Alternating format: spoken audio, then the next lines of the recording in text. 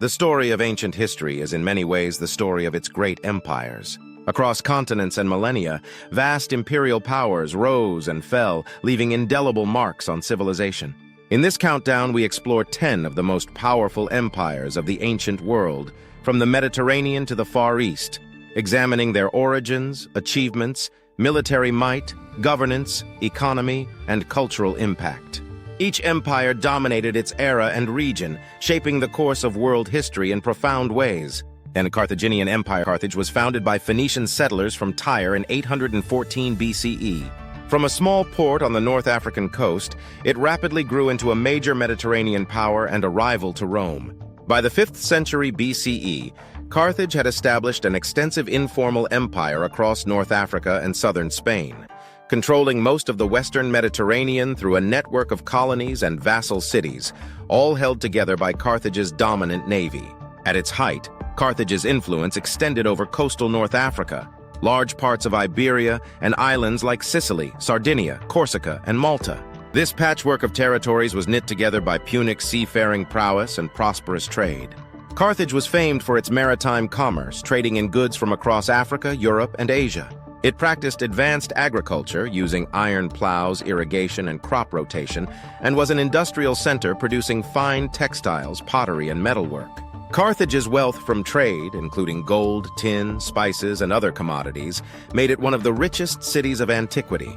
Carthage's military strength lay foremost in its navy. Commanding the waves with a large fleet of warships, the Carthaginians dominated sea lanes and protected their trade. On land, they employed mercenary armies from across the Mediterranean, Libyans, Iberians, Gauls, etc., led by Carthaginian officers. In the Punic Wars, 264–146 BCE, this empire proved a fearsome opponent to the rising Roman Republic.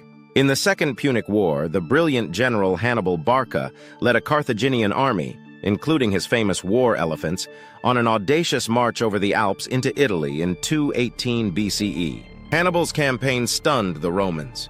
He inflicted massive defeats and roamed Italy for years, earning renown as one of history's greatest military minds. At its peak before the Second Punic War, Carthage controlled the coastlines of North Africa and Spain, positioning it as the other great superpower of the region alongside Rome. The Carthaginian Empire was not only militarily strong, but also generally tolerant in governance. Subject peoples could retain their customs as long as they paid tribute and contributed troops. Ultimately, Carthage's dominance faltered under Rome's onslaught. After prolonged conflict, Carthage was defeated and destroyed by Rome in 146 BCE at the end of the Third Punic War. Yet its legacy endured in the development of Mediterranean trade networks and urban centers.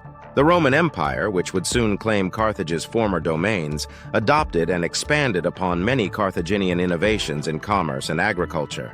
Carthage's rise from a small colony to an empire of merchants and mariners is a testament to the power of maritime trade and naval strength in the ancient world. It remains famous for Hannibal's exploits and as Rome's greatest early rival, a mighty empire whose fall cleared the way for Roman hegemony in the West. 9. Gupta Empire. In the early 4th century CE, the Gupta Empire arose in India and ushered in a golden age of Indian civilization. Founded by King Chandragupta I around 320 CE, the Guptas united much of northern and central India into a strong empire that lasted over 2 centuries. At its height, the Gupta realm stretched across the Gangetic Plains and beyond, ruling over a population of perhaps 50–60 million, making it one of the largest and most populous states of the ancient world. Although smaller in territory than the earlier Mauryan Empire, the Gupta dynasty's reign, c. 320–550 CE, was marked by political stability, economic prosperity, and flourishing culture. So much so that historians traditionally regard the Gupta period as the classical age of India. Under rulers like Chandragupta II and Kumaragupta, the Guptas presided over a brilliant era of achievements in art, science, and literature. Sanskrit poetry and drama reached new heights. The great poet Kalidasa wrote his plays and epics during this time. In philosophy and religion, Hindu thought blossomed, and devotional Hindu art, sculptures, temple architecture, proliferated. Technologically, Gupta scholars made groundbreaking advances. Mathematicians developed the decimal system and the concept of zero, and astronomers like Aryabhata calculated the Earth's circumference and the solar year with remarkable accuracy.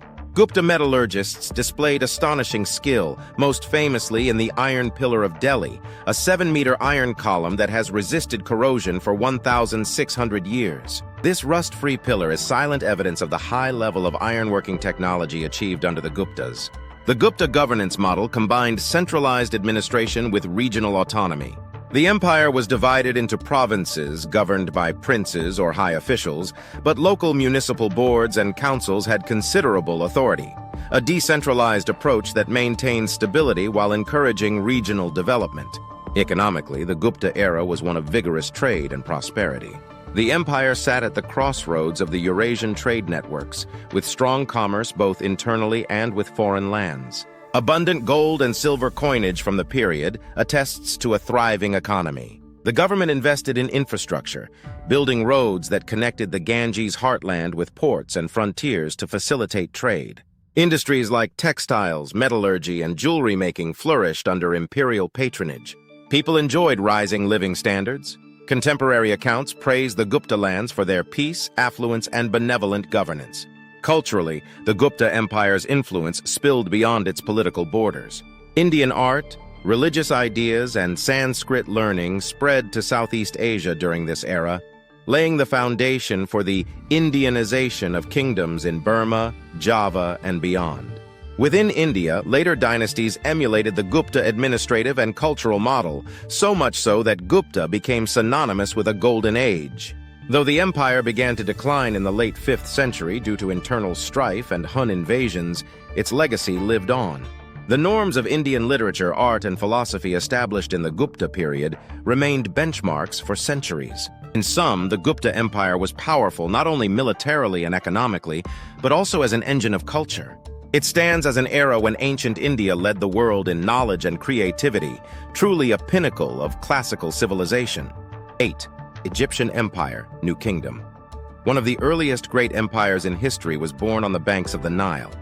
The New Kingdom of Egypt, c. 1539-1077 BCE, saw pharaonic Egypt transform into an expansionist imperial power, extending its rule far beyond the traditional borders of the Nile Valley. After expelling foreign occupiers, the Hyksos, around 1550 BCE, Egyptian pharaohs of the 18th dynasty built a standing army and launched ambitious campaigns of conquest. Pharaoh Thutmose III in particular led Egypt to the zenith of its power, conducting at least 17 victorious campaigns north into the Levant. He conquered all of Syria and even crossed the Euphrates River to defeat the Mitannian kingdom in Mesopotamia. Never before had Egypt controlled such a vast territory. By his death, Egypt's empire stretched from the Upper Nile in Nubia to the mountains of Lebanon and the Syrian plains. The wealth of Asia flowed into Egypt as tribute from vassal states in Canaan, Syria, and Nubia poured into the royal treasuries.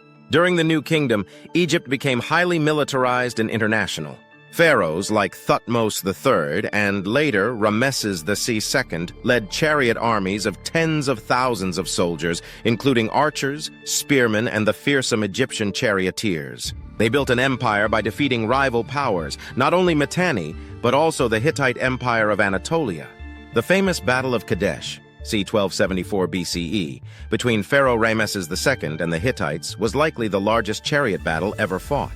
Though indecisive, it led to the first recorded international peace treaty in history, the Egyptian-Hittite Treaty, c. 1258 BCE. This treaty marked the climax of Egyptian imperial diplomacy. Egypt had reached parity with another superpower, and the two agreed to coexist. Earlier, under Amenhotep III, Imperial Egypt had enjoyed such prestige that foreign princes vied to send their daughters to the pharaoh's harem and exchanged rich gifts in the Amarna letters. Egypt's economy boomed from conquest. Gold from Nubian mines, tribute of cattle and crops, and booty from Syria all enriched the state. One pharaoh's inscription boasts that the Levantine cities paid tribute in silver, lapis lazuli, and precious oils, while Nubia yielded gold and cattle. This influx of wealth-funded grand construction projects. The New Kingdom is renowned for its colossal temples and monuments. Pharaohs like Hatshepsut, Amenhotep III, and Ramesses II directed the building of magnificent structures.